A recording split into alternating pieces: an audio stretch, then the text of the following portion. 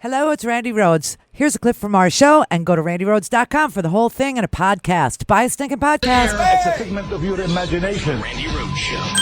Turn up your mind. Are you going to direct U.S. funds to pay for this wall? Will American taxpayers pay for the wall? Ultimately, it'll come out of what's happening with Mexico. When does construction begin? As soon as we can physically do it. Within months? I would say in months, yeah. I would say in months. Certainly planning is starting immediately. Yeah, immediately. President Trump. Immediately is not months. I don't understand what this man is talking about. He says Mexico is going to pay for the wall at a later date and in a complicated form, so complicated that you little peon, you won't be able to understand. You won't know that you got paid back. In the meantime, he gave his little dog and pony show today at the Department of Homeland Security and said that he was enacting no new laws, none whatsoever. That's what he said. And you know what? When you look at this executive order, all he says to HHS is get ready to begin to build a wall. And we're going to deport criminals. We're going to end catch and release, which means that, if you make your way over the border and our border patrol catches you, we don't have to pay to put them in jail. We just send them right on back. But now he wants to erect prisons along the border. Prisons along the border. He said that he's going to end sanctuary cities, except sanctuary cities say they're not gonna start arresting people just based on the fact that they're not here with green cards. He's going to add 5,000 border patrol, but I thought there was a freeze on federal hiring, so I guess I could be wrong. Either that or he lied. He said he's going to triple ICE officers, which I thought there was a freeze on federal, hiring, or I could be wrong, or he could lie. And then he did a whole thing about, the victims of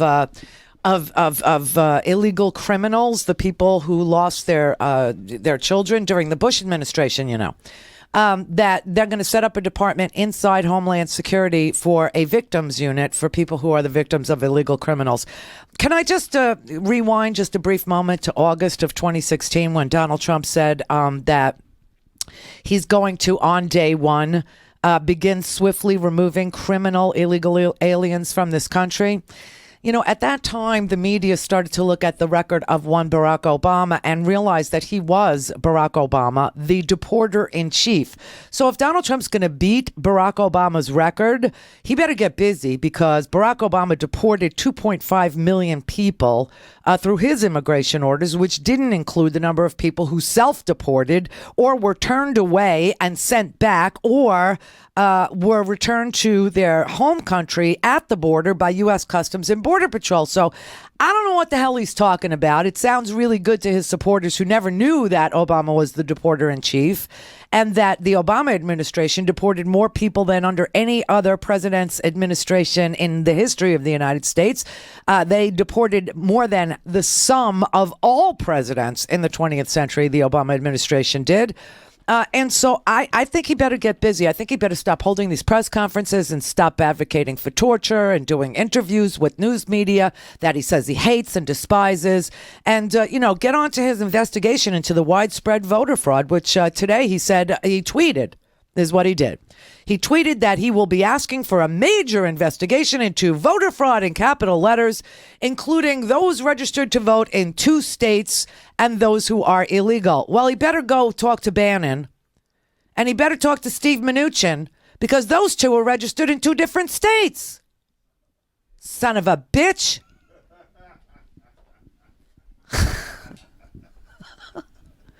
Yeah, those people are registered in 2 different states. Not that they voted in 2 different states. That would be fraud. But they are registered in 2 different states.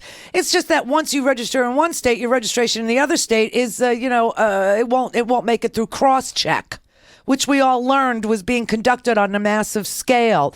But maybe he could put the same people on this that he had searching for Barack Obama's real birth certificate. Maybe they'll be finding out some incredible stuff. Amazing stuff. Wait. I'm going to announce the amazing stuff they found. You won't believe it. It's fantastic, is what it is. And what are the 2 states? He said he's going to investigate just 2 states. Something tells me they will not be Wisconsin or Michigan or Pennsylvania. No. And you know what they are? New York and California. Yeah, where he lost the popular vote. Very blue states. So, great. Now he's going to be spending taxpayer money trying to prove what his delusions in his head tell him are true.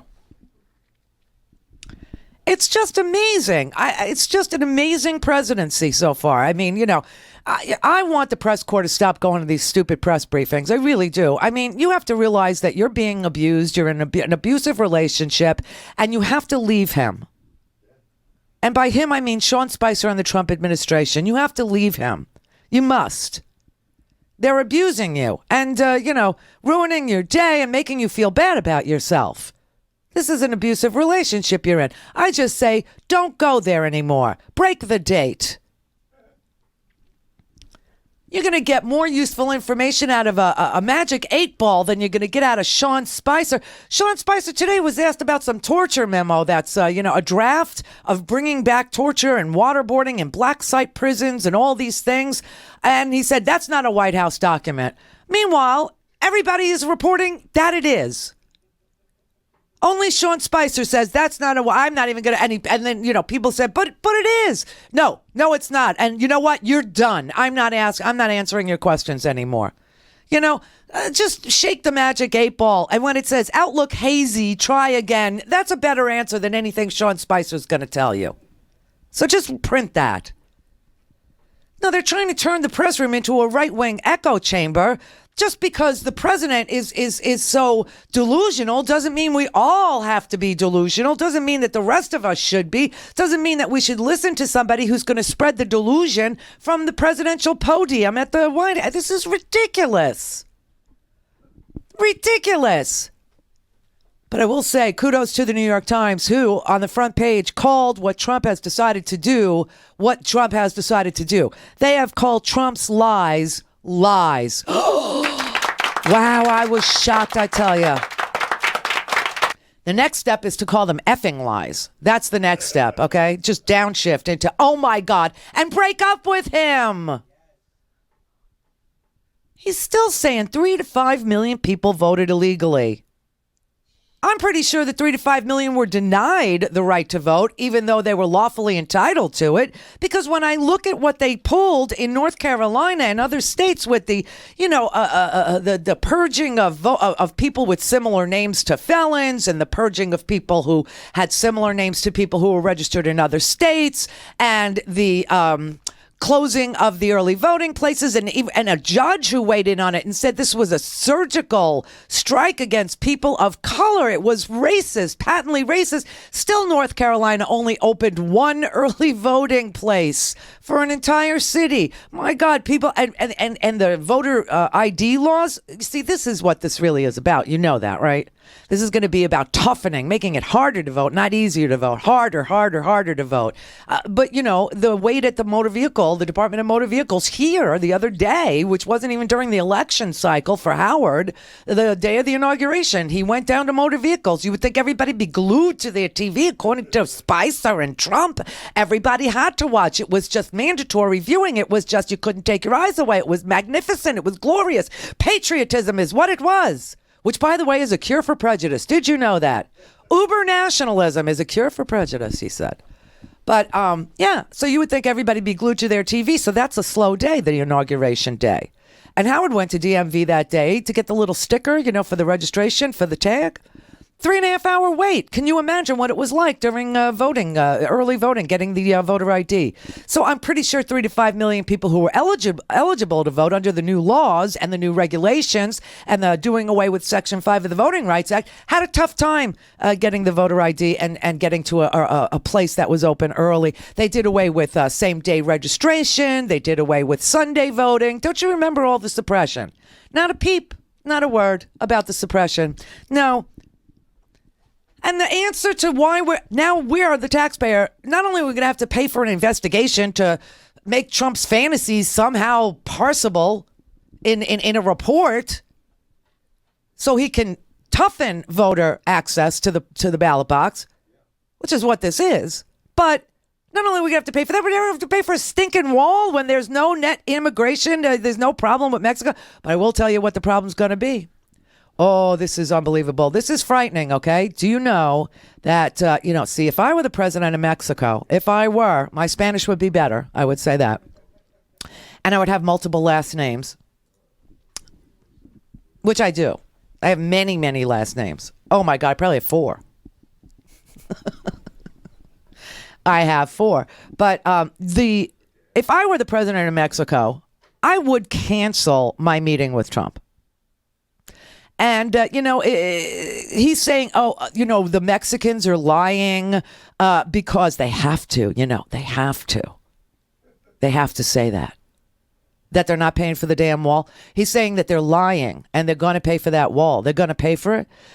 If I were Peña Nieto, I would cancel that freaking meeting. You know what? Today he had Peña Nieto sent his trade people and some other diplomats from Mexico to prepare the way for his arrival. So today you had a couple of people from Mr. Guajardo, the foreign minister from Mexico, and Luis Videgaray. They arrived in Washington today, the same day that Trump decided that he was going to say Mexico's going to pay for this wall. And it was insulting to them that they got here today, and this is what he chose to do with his time. Here's the report from Mexico City. And it is certainly making headlines here, Brooke. As we've been here on the streets of Mexico City, we've heard people talking about it. But Mexico has again and again said, we will not pay for that wall. More specifically, the economic minister yesterday said, hey, if the U.S. tries to tax remittances, we will walk out of any sort of negotiation. If they try to make us pay for that wall, we will also walk away from any negotiations. But from Mexico, what seems to be seen as disrespectful by Mexicans is the timing of all of this. Mexico has sent a delegation today to the White House for the first face-to-face diplomatic meeting between the foreign minister, the economic minister, and some top White House aides. And on the very day that this was sort of supposed to set the tone for a future meeting with the president of Mexico and set the tone for the relationship, Trump signs this executive order, announces sort of how he plans to move forward with those campaign promises. And the timing of that has really been seen as disrespectful from many Mexicans here. It's disrespectful, and they feel disrespected. And if I were Peña Nieto, you want to play this game, Donald, he could play this game too. First of all, I must tell you that there was a New York Times article today as well, not just the front page yesterday calling him a liar, which was great. But today there's an article that says that the Mexicans are thinking about the unthinkable. And what's the unthinkable? They're thinking about pulling out of NAFTA. Oh, hell yeah. He thinks he's got all the cards here? No. You got $1.4 billion worth of goods going back and forth across the Mexico-U.S. border every single day. Every day. $1.4 billion worth of commerce. Okay? Ask Texas about how that works for them. They like it. But the Mexican government said that they felt so disrespected today when their foreign minister and their trade minister arrived today for 2 days of talks with the Trump administration ahead of the president of Mexico arriving on the 31st of January, preparing the way for the negotiations. They said that they are so insulted that they just might think about pulling out of NAFTA. And you know something? They could. Let me tell you what would take its place. Without NAFTA, the trade between Mexico and the United States would be governed by the World Trade Organization, the WTO. And those rules would then apply. And the Mexican trade experts say that the tariffs for imports of Mexican goods into the United States would probably rise about 3%. And they said that's not enough to deter trade. And so if he is going to threaten us with some 35% border tax, screw him. We'll go to WTO. Because the amount of exports that the United States makes into Mexico, they're not going to want to lose that. So if they want to lose that by threatening us with a 35% border tax, whatever the hell that's supposed to mean, then I'll tell you what we'll do. We'll go to WTO rules. We'll pull out of NAFTA ourselves. And good luck to you, America. Good luck, because we're your second largest trading partner in the world. The first is Canada. Because of NAFTA. North American Free Trade Agreement. North America. So, if that's what they want to do, then that's what they'll do. I cannot believe he's so stupidly tone deaf and talking about torture today and massive voter fraud. This is the man that won. Can you imagine what he would be carrying on if he didn't win? This is amazing. So the taxpayer's going to have to pay for some imaginary wall that he cannot build. Have you ever seen Big Bend National Park? Have you ever seen the size of the rivers that separate? You can't do it. It can't be done. But, he says we're going to pay for that wall. Mexico's going to pay for that wall at a later date and in some complicated manner that will be dependent on the NAFTA. I don't know. He makes no sense at all. But Sean Spicer is telling us that the president believes in some studies and information that he's been given. This is what he believes. That's not the answer. That's the problem. For a commercial-free, on-demand, whenever, wherever listening experience, visit randyrhodes.com for your personal premium podcast today. Go to randyrhodes.com for the whole thing and a podcast. Buy a stinking podcast.